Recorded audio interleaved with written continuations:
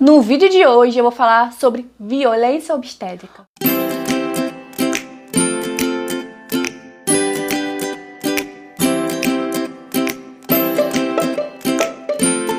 Olá, meu nome é Daniela, eu sou psicóloga e mãe de dois. Então, a violência obstétrica, ela pode acontecer em qualquer momento da gestação e do parto. E pode ser causada por qualquer membro da equipe de saúde ali que dá assistência para a mulher, não somente pelo obstetra, mas pode ser causada pela enfermeira, pela pediatra, enfim, qualquer membro ali da equipe de saúde. Muitas das vezes essa violência vem disfarçada de forma sutil e a mulher não percebe que ela está sendo violentada. Então eu vou falar aqui um pouco alguns itens que fazem parte da violência obstétrica que talvez que você não saiba. A gente precisa estudar, precisamos nos empoderar de conhecimento para que a gente saiba o que pode ser feito e o que não pode ser feito. Não podemos deixar o conhecimento na mão de terceiros, não podemos terceirizar o conhecimento. Nós temos que nos empoderar de conhecimento para que a gente saiba, conheça todo o processo, tanto da gestação quanto do parto, e para que a gente saiba o que pode ser feito. Nós precisamos defender esse momento, que é um momento nosso, nós somos protagonistas, e essas lembranças vão ficar marcadas para sempre na nossa memória. Parto não tem replay, gestação não tem replay. Antes de eu falar aqui sobre essas características que fazem parte da violência obstétrica, se inscreva aqui no meu canal, dê um like para que você continue recebendo todos os vídeos que eu posto aqui semanalmente. Então, vou falar agora um pouco sobre os itens que fazem parte da violência obstétrica. Tricotomia, que significa raspar os pelos. Se você não quiser, você não tem necessidade de raspar os pelos durante seu parto.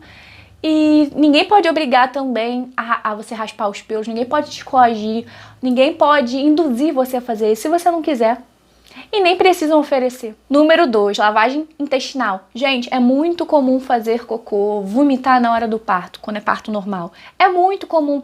E ninguém precisa fazer lavagem no seu intestino para que você não faça cocô na hora do parto. Até porque é fisiológico. Quando você está no expulsivo, você faz força, você acaba fazendo cocô. No meu parto, eu vomitei. No meu parto, eu fiz cocô. E é normal, lá na hora a gente fica tão dentro do mundo da partolândia, a gente só quer que o bebê nasça que a gente nem liga pra isso. Depois que a gente vai perceber, a gente tá lá na hora do expulsivo fazendo os puxos, fazendo aquela força involuntária que a gente acaba fazendo cocô, vomitando, e a gente nem liga pra isso, a gente só quer que o bebê nasça. Então ninguém pode te coagir a fazer limpeza intestinal porque você pode fazer cocô na hora do parto, porque isso é super comum, muitas mulheres fazem cocô na hora do parto, isso é natural. Posição para parir. Nenhum médico pode te induzir a fazer a posição que eles querem, que é melhor para eles, para você parir. Você não é obrigada a parir deitada. Essa é uma posição ginecológica que geralmente os médicos preferem, porque eles têm uma visão melhor da saída do bebê, mas você não é obrigada. Inclusive, uma das melhores posições para parir é de cócoras, que facilita a saída do bebê. Anatomicamente, o nosso corpo foi feito dessa estrutura, porque é muito mais fácil o bebê sair quando você está agachada do que deitada, para ver. Nosso corpo faz esse movimento. Então, essa posição também de cócoras pode facilitar a saída do bebê e diminuir os riscos de lacerações. Lacerações são rasgos. Então, você não precisa parir deitada porque o médico quer. Essa posição é melhor para ele. Você tem que escolher a posição que o seu corpo está dizendo para você parir. Lá no momento do parto, você vai saber. O seu corpo vai te falar qual é a melhor posição para você parir. E você tem que fazer a posição que você quer e não que os outros querem que você faça. Episiotomia, gente, é polêmica. A episiotomia é o corte no períneo. Antigamente era muito comum a gente ver vários médicos fazendo em todas as mulheres de rotina. Gente, não há evidência nenhuma, quando eu digo nenhuma, é nenhuma, de que a episiotomia traz algum benefício ou acelera o parto. Muitas pessoas usam a frase que é melhor a gente fazer um corte do que o bebê nascer e rasgar tudo e fazer uma laceração maior. Mas a episiotomia em si já é uma laceração, já é um rasgo, né? Não é laceração, já é um rasgo super grande. Então, às vezes, o bebê vai nascer e não vai rasgar nada. Ou, às vezes, o bebê vai fazer um pequenininho corte de 1, 2 pontos. E aí, na episiotomia, você tem que levar vários pontos, porque o médico vai lá e corta. Não tem como saber o quanto o bebê vai lacerar, o quanto o bebê vai rasgar na hora que ele vai nascer. Inclusive, eu conheço várias mulheres que o bebê nem rasgou, que elas tiveram um períneo íntegro, não tiveram nenhum rasgo. Então não é necessária a episiotomia, não há evidência nenhuma de que isso é benéfico para o parto e para a mulher. Manobra de Christeler. Manobra de Christeler antigamente era muito comum, inclusive isso aconteceu com a minha mãe, com algumas mulheres da família, e elas não sabiam que isso é violência obstétrica. É uma manobra que consiste em Você já tá deitada porque escolheram que você tem que parir deitada. Já é uma posição que não facilita muito a saída do bebê. Aí vem uma pessoa da equipe ali que tá dando assistência ao parto e empurra a sua barriga, empurrando, forçando a saída do bebê. Gente, parir é fisiológico. Não precisamos de alguém empurrando, fazendo força pro bebê nascer. Nosso corpo, ele já faz os puxos involuntários. A gente sente vontade de fazer puxo, na verdade, a gente faz força já. E não precisa de alguém empurrando a sua barriga. Isso é uma violência obstétrica. Nenhum órgão de saúde recomenda isso mais. Ocitocina sintética, também é conhecida como sorinho, né? O médico vem, uma equipe da saúde vem e fala assim, quer sorinho? Vou botar um sorinho aqui. Não te dizem que nesse sorinho tem uma coisa chamada ocitocina sintética. O nosso corpo, ele já produz ocitocina no trabalho de parto. A ocitocina é um hormônio presente tanto na amamentação quanto no parto. Ele tem a ação de expulsar, né? Vamos dizer, a ocitocina, ela faz parte toda do trabalho de parto. Então, quando alguém da equipe da saúde vem e coloca um sorinho com ocitocina, isso acelera o trabalho de parto. Isso é bom? Não. Porque além de acelerar o seu trabalho de parto, aumenta muito as dores da contração. Então algumas das mulheres começam a se desesperar nesse momento, começam a pedir cesariana e aí acabam caindo em cesarianas desnecessárias porque tiveram um parto induzido sem necessidade. O trabalho de parto, ele é longo, ele demora. Aí imagina a mulher tá sentindo uma dor de 1 a 10, vamos botar aí, ela tá sentindo uma dor 3. Aí a pessoa vai lá, coloca ocitocina sem necessidade, uma ocitocina sintética, e a dor vai de 3 para 10. A mulher começa a sentir tanta dor que ela acha que não vai aguentar, ela acha que vai morrer. E não precisa usar ocitocina sintética se o parto está fluindo da melhor forma possível. O nosso corpo, ele sabe parir, o nosso corpo parir é fisiológico. E a ocitocina sintética, além dela acelerar o parto, ela aumenta muitas dores e muitas mulheres não aguentam essas dores sem necessidade. Então, muito cuidado quando alguém vier e falar assim, vou botar um sorinho aqui em você. Busque saber o que tem nesse soro, porque muitas das vezes, infelizmente, eu sei que é muito ruim falar isso, mas muitas das vezes não avisam que tem ocitocina. Muitas vezes você chega na maternidade e eles querem acelerar o seu parto para você ficar menos tempo lá.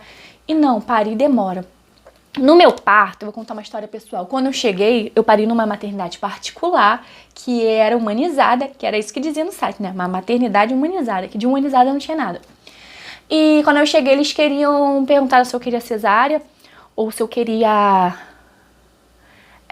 parto normal, fisiológico mesmo, ou se eu queria agilizar o parto e colocar ocitocina. Mas pelo menos eles perguntaram, né? Infelizmente, tem alguns lugares que simplesmente vão lá e colocam.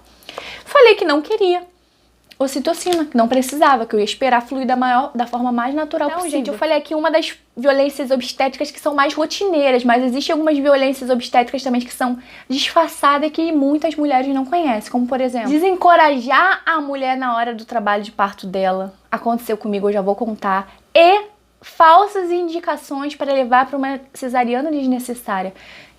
Infelizmente, inventam histórias para levar para uma mulher para uma cesariana desnecessária. Às vezes o sonho daquela mulher é ter parto normal, mas inventa um motivo para levar ela para cesárea, porque para agenda do médico melhor.